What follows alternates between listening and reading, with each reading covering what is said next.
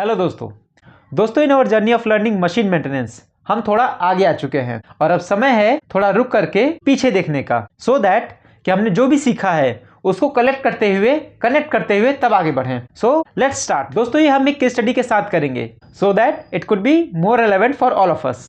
So let's begin. दोस्तों मिलिए संदीप से। संदीप ने हाल ही में एक नई टीम ज्वाइन की है मशीन मेंटेनेंस की। सो एक दिन संदीप देखता है कि एक मशीन ब्रेकडाउन में है और डिपार्टमेंट के टीम के 3-4 लड़के उस पर काम कर रहे हैं। जब संदीप ने जाकर के उनसे बात की तब उसने जाना कि मशीन की ड्राइव सिस्टम का बियरिंग जाम हो गया है, लेकिन जब बेयरिंग नंबर पूछा गया तो बेयरिंग नंबर किसी को नहीं याद था। तो संदीप ने पूछा कि मशीन की हिस्ट्री कार्ड में देख लेते हैं। तो लड़कों ने कहा हिस्ट्री कार्ड ये क्या होता है। तभी टीम के एक एल्डरली पर्सन ने कहा कि बात तो सही है लेकिन करे कौन ये सब। एनी हाउ थोड़ी देर बाद बेयरिंग निकाली गई और बेयरिंग नंबर था 6013। सो नाउ बेयरिंग को सर्च किया गया वर्कशॉप में, स्टोर में, लेकिन बेयरिंग स्पेयर में नहीं थी। So a new order got raised and the bearing was to be received next day. तब तक मशीन अगले दिन बेयरिंग मिली और दे दी गई for replacement with Sandeep as in charge. So the activity started और लड़कों ने जाकर के बेयरिंग लगाना शुरू कर दिया। तब संदीप ने हंसते हुए कहा कि रुकिए, जाइए पहले कपड़ा और ग्रीस लेके आइए। टीम ने उसकी बात को फॉलो किया और कपड़ा लेके आए। फिर सबने मिलके मशीन और यूनिट को अच्छे से साफ किया, क्लीनिंग विथ इंस्पेक्शन किया। इंस्पेक्शन में उन्होंने पाया कि मशीन में और यूनिट में कई लोकेशंस ऐसी है जहां पर फास्टनर या तो लूज हैं या तो अवेलेबल ही नहीं। संदीप ने टीम के साथ मिलकर के जितने भी मिसिंग बोल्ट्स थे सबकी लिस्ट बनाई एंड सरप्राइजिंगली वो सारे मिसिंग बोल्ट्स वर्कशॉप में ही मिल गए। सबसे पहले उन्होंने जितने भी मिसिंग बोल्ट्स थे सबको क्लोज किया। तभी दूसरा लड़का ग्रीस लेके आ गया। फिर संदीप ने टीम को दिखाते और सिखाते हुए बियरिंग की प्रॉपर ग्रीसिंग की। तभी लोकेशन पर मैनेजर साहब आ जाते हैं और पूछते हैं कि इतना टाइम क्यों लग रहा है। लेकिन जब उन्होंने काम करने के तरीके और मशीन की कंडीशन देखी तब उन्होंने टीम से कहा वेरी गुड बट थोड़ा जल्दी करो। सो टीम ने भी थोड़ा सा एक्सेलरेट किया और काम को जल्दी जल्दी खत्म किया। फिर उसके बाद मशीन चालू की गई एंड ऑपरेशन रिज्यूम्ड। लगभग आधा घंटे के ऑब्जर्वेशन के बाद जब मशीन में और सिस्टम में कोई एबनॉर्मलिटी नहीं मिली तब संदीप वापस ऑफिस की तरफ आया। ऑफिस में मैनेजर सर ने पूछा काम खत्म हो गया। तब संदीप जवाब देता है सर मशीन तो चालू हो गई लेकिन काम शुरू होता है अब। प्लीज बताइए मशीन का हिस्ट्री कार्ड कहाँ है। सर ने संदीप को बताया कि मशीन का हिस्ट्री कार्ड कहाँ पर है। फिर संदीप ने मशीन के हिस्ट्री कार्ड में जो ब्रेकडाउन हुआ था और जो स्पेयर पार्ट रिप्लेस किया गया और जिस दिन का रिप्लेसमेंट था इसकी proper entry machine history card में की। फिर संदीप ने उसी टीम को वापस बुलाया जिसने मशीन पे काम किया था to do the why analysis of the breakdown. So इस तरीके से स्टोरी कंटिन्यू करती है। सो दोस्तों सबसे पहले संदीप को मिलती है एक मशीन ब्रेकडाउन कंडीशन में। चेक करने पर मशीन की ड्राइव सिस्टम में एक बेयरिंग डैमेज कंडीशन में मिली। इसके अलावा दोस्तों मशीन की कंडीशन क्या थी, मशीन में कोई ग्रीसिंग एंड लुब्रिकेशन का प्रावधान नहीं था। मशीन के जो नट बोल्ट्स थे वो भी सारे लूज एंड मिसिंग कंडीशन में थे। मशीन पे कोई प्रॉपर क्लीनिंग वगैरह नहीं होती थी। इस कंडीशन को दोस्तों हम क्या कहते हैं, इस कंडीशन को हम लोग कहते हैं पुअर बेसिक कंडीशन।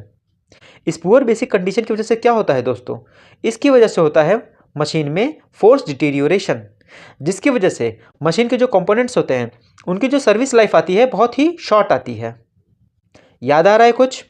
सो इस कंडीशन से संदीप आगे बढ़ता है और मशीन में ये एक्टिविटीज करवाता है। क्या है वो? जैसे कि बेयरिंग लगाते समय बेयरिंग को प्रॉपर ग्रीसिंग करो, जो बेयरिंग रिप्लेसमेंट का ज़्यादा सही तरीका है। This activity is against wrong replacement. इसके साथ साथ वो लड़कों को ऑन जॉब ट्रेनिंग दे करके उनका स्किल एनहेंसमेंट भी कर रहा है। दूसरी उसने एक्टिविटी की मशीन की थोरो क्लीनिंग विथ इंस्पेक्शन। और दोस्तों आप लोगों को याद होगा कि हमने पहले ही डिस्कस कर रखा है कि cleaning of the machine is only done for the inspection purpose.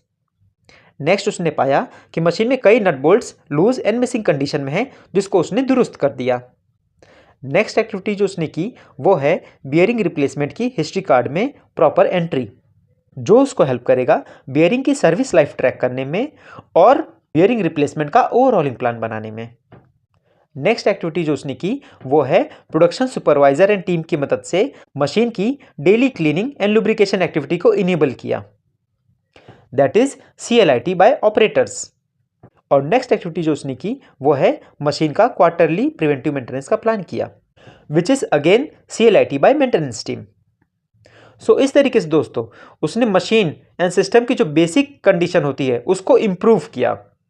जिससे कि दोस्तों हमारी मशीन फोर्स डिटीरियोरेशन वाली कंडीशन से नेचुरल डिटीरियोरेशन वाली कंडीशन में आ गई और अब उसके कंपोनेंट्स एक लॉन्गर सर्विस लाइफ दे पाएंगे।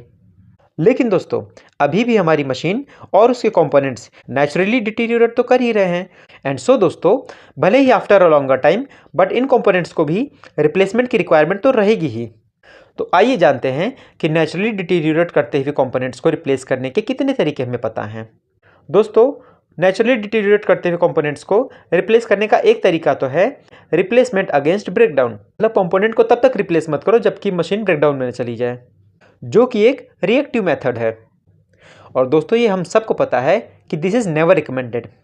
दूसरा तरीका है दोस्तों प्लानिंग के साथ रिप्लेसमेंट, इसको प्रोएक्टिव मेंटेनेंस भी कह सकते हैं, मतलब रिप्लेसमेंट बिफोर ब्रेकडाउन। अब दोस्तों इसके भी हमें दो तरीके पता हैं। एक तो हो गया हमारा ओवरहॉलिंग, मतलब पीरियोडिक रिप्लेसमेंट, जिसको हम लोग टाइम बेस्ड रिप्लेसमेंट भी कहते हैं, जिसमें कंपोनेंट को उनकी एक ट्रैक्ड सर्विस लाइफ और एक ओवरहॉलिंग प्लान के अंडर रिप्लेस करते रहते हैं। दूसरा तरीका जो हमें पता है दोस्तों वो है प्रेडिक्टिव मेंटेनेंस, जो कि है दोस्तों रिप्लेसमेंट अगेंस्ट एक्चुअल डिटीरियोरेशन, जिसको हम लोग कंडीशन बेस्ड मेंटेनेंस भी कह सकते हैं। इसमें हम अपने कंपोनेंट की हेल्थ मंथली या फिर अदर प्लान बेसिस पे चेक करते रहते हैं और कंपोनेंट रिप्लेस करते हैं very before its actual deterioration, जब कंपोनेंट एक्चुअली ब्रेकडाउन करने वाला है। इससे हमारी मशीन भी ऑलवेज अप कंडीशन में रहती है और हम अपने कंपोनेंट की मैक्सिमम लाइफ यूज कर पाते हैं। सो दोस्तों this was a very brief case study, although hypothetical but very relevant for all of us. Hope आप लोगों ने भी इससे कुछ कनेक्ट किया होगा। दोस्तों अगर आपको इस चैनल और इसके कंटेंट से कुछ यूजफुल इन्फॉर्मेशन मिलती है तो please show your love and support, please share your feedback and your queries in the comment box. Again, with the help of this case study, hope something useful added to your information. Stay connected. Thank you so much.